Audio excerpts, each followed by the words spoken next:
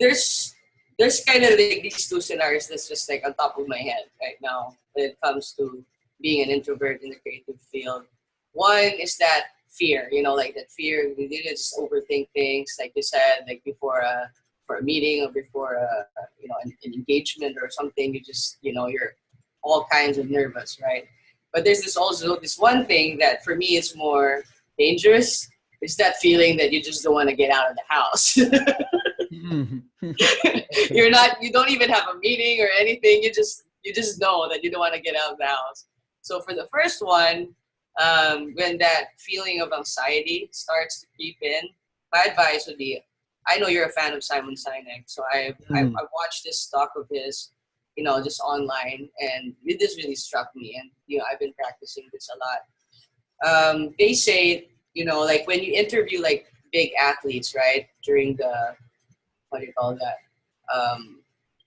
Maybe the Olympics or something, but right before a big game, like there's a lot of interviewers that would ask athletes like, are you nervous? Right? That's their first question. And then the athlete would respond that I'm excited. I'm excited. So actually they found that nervousness and being excited, they actually come from the same part of the brain. Like they're actually these two things, just packaged differently. So we actually have that switch that if we feel nervous, we just, turn on that switch. Instead of feeling nervous, just tell yourself that, what, I'm excited. Second one, like that feeling, the introverts feeling of just not wanting to go out of the house or just, stay at the studio 100% of the time, stay where you're comfortable. I think that one's more, that's more dangerous for me. And that's something that I struggle with a lot. But I always tell myself that if, um, not all the world is introverted, and if I don't get out of here, then like there are a lot of opportunities that opportunities to connect. Not really opportunities to make money. For me, like money just comes after. But it's like those opportunities to connect or be part of other people's stories, which is more important for me.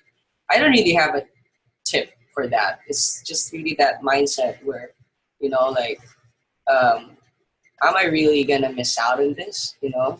That fear of missing out, that FOMO, the term FOMO, you can actually use it in a positive sense. Like for example, you get invited to a social gathering, and then you're just the introverted you, which just no, I don't want to go. But then when you think about it differently, and this could be an opportunity to connect with other people and maybe bring value to the lives of other people.